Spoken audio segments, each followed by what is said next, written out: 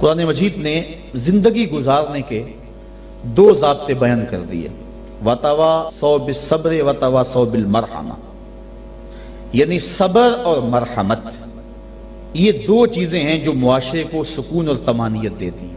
یعنی معاشرے میں دو طرح کے طبقے ہیں، ایک وہ طبقہ جو پریشانی، دکھ، اذیت، پسماندگی، بیماری، دکھ اور غم میں ہے، اور ایک وہ طبقہ جو خوشحالی، دولت مندی اور صحت، عافیت اور فراوانی میں ہے۔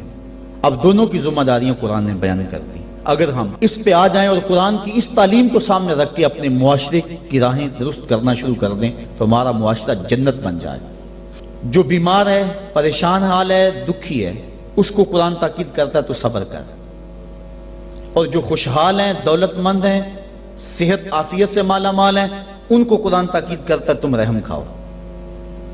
اور اگر مصیبت زدہ صبر کی کوشش شروع کر دے، اور جس کے پاس دولتوں کی، عافیتوں کی، صحت کی فراوانی ہے، وہ دوسروں کے دکھ بانٹنا شروع کر دے، تو آپ بتائیں کہ معاشرے کے اندر کتنا حسن پیدا ہو جائے۔ لیکن ہم نے کبھی اس نظر سے دیکھا ہی نہیں۔ عید الفطر کے موقع پہ پچھلے سال اس پر مفصل گفتگو کی تھی، جو احباب وہاں موجود تھے انہیں یاد ہوگا کہ ہماری عید کیا ہوتی ہے۔ ایک طرف تو خوشیوں کے گہوارے ہیں اور دوسری طرف غم کے اندھیرے ہوتے ہیں، اور ہم عید منا رہے ہوتے ہیں۔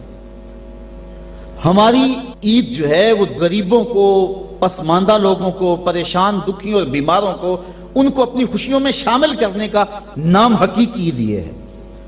اپنی خوشیوں کو خرید لینا اور اپنی خوشیوں کا متوالا ہو جانا، یہ ایک مومن کا مزاج نہیں ہے۔ وہ دوسروں کو ساتھ لے کے چلتا ہے۔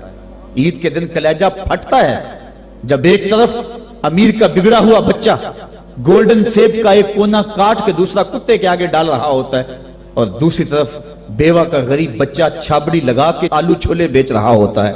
بچوں کے جذبات تو ایک جیسے ہوتے ہیں، وہ ایک طرح سے سوچتے ہیں۔ ہر بچہ بچپن میں بادشاہ ہوتا ہے۔ اگر امیر کا بچہ کھیلنے کو چاند مانگتا ہے تو یہ آرزو غریب کے بچے کی بھی ہوتی ہے۔ یہ عید کے دن بھی تفریق ہم نہیں مٹا سکتے۔ میں نے کرن نامی اس عورت کی مثال دی تھی کہ جس نے اپنے مزدور باپ سے کانچ کی چوڑیاں مانگی، اور وہ کانچ کی چوڑیاں بھی فراہم نہ کر سکا تو اس نے خودکشی کر لی۔ بچی کی عمر 7 سال تھی۔ کیا وہ معاشرے کے کندھوں کے اوپر بوجھ نہیں ہے؟ اگر ہمسایہ بھوکا سو جائے تو نماز قبول نہیں ہوتی، اور آقا کریم نے تو یہاں تک فرمایا اپنے گوشت کی خوشبو سے ہمسائے کو تکلیف نہ دو، یا تو تھوڑا سا پانی زیادہ ڈال لو اور شوربے ایک پیالی ہمسایوں کے گھر بھی بھیج دو۔ اور اگر ایسا نہیں کر سکتے تو ایسے وقت میں وہ گوشت پکاؤ کہ ہمسائے کے بچے اگر مچل پڑیں اور انہوں نے ضد کر لی اور غریب باپ ان کی ضد کو پورا نہ کر سکا تو ان کے دکھوں کا مداوع کس کے پاس ہے؟ یہ شریعت کا مزاج ہے۔ عید کے دن، عید کی رات جو موانست کی رات ہے، جو محبتوں کی رات ہے، دکھ لوگوں کے بانٹنے کی رات ہے، وہاں بے چراغ گھروں کا رخ کرو، اور جن کے گھروں کے اندر سکون اور طمانینت نام کی کوئی چیز نہیں ہے، جن کے گھر کے اندر خوشی نام کی کسی چیز کا بسیرا نہیں ہے، عید کے دن وہ دکھی گھر ڈھونڈو اور محبتیں جا کے ان گھروں میں تقسیم کرو، اور عید کی خوشیوں میں اگر ان کو شامل کر لیتے ہو تو یہ قرآن کا مزاج ہے۔ وَتَوَاصَوْا بِالصَّبْرِ وَتَوَاصَوْا بِالْمَرْحَمَةِ۔ ایک طبقہ جو ہے وہ بھی واویلا نہ کرے، دکھ آ جائے تو دکھ کو برداشت کرے۔ اللہ دکھ پر صبر کرنے پر بھی اجر رکھا ہوا ہے۔ ایک خاتون حضور کی خدمت میں حاضر ہوئی، حضور مرگی کے دورے پڑتے ہیں تو میرے لیے دعا کرو کہ میں جب گرتی ہوں تو میرا سطر بھی کھل جاتا ہے۔ تو آقا کریم نے فرمایا اگر تو کہے تو میں دعا کر دوں، اور اگر تو صبر کر تو تجھے اللہ جنت عطا فرمائے گا۔ اس نے عرض کی حضور مجھے جنت والا سودا قبول ہے، مجھے یہ مرگی کے دورے پڑتے رہیں لیکن صبر کروں گی جنت مجھے مل جائے۔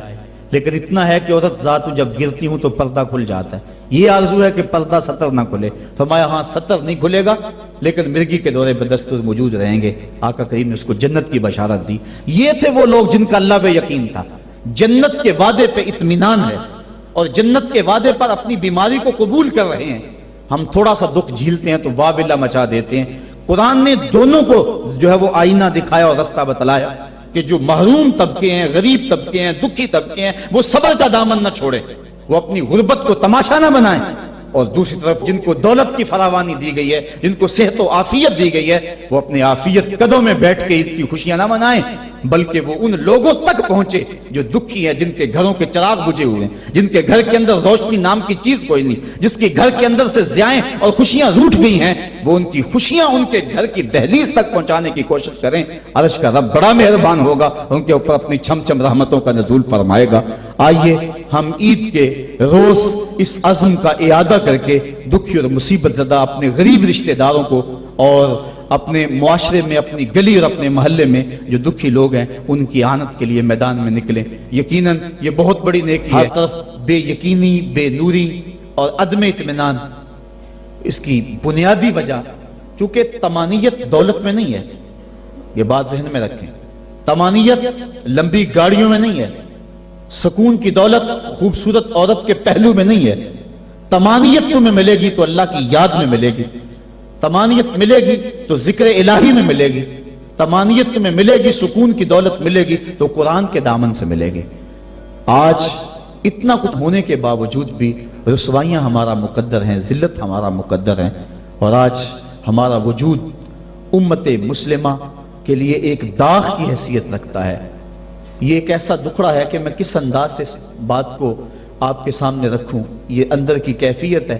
اللہ تعالیٰ اس امت کو کھویا ہوا وقار عطا کر دے اور ہم اس جگہ پہ آ جائیں جس جگہ سے ہٹ کے ہم چلے گئے ہیں۔ قرآن فہمی کا نور اگر ہمارے دل میں اترنے لگ جائے تو ہماری زندگی خود بخود سہل ہو جاتی ہے۔ میں کل دیکھ رہا تھا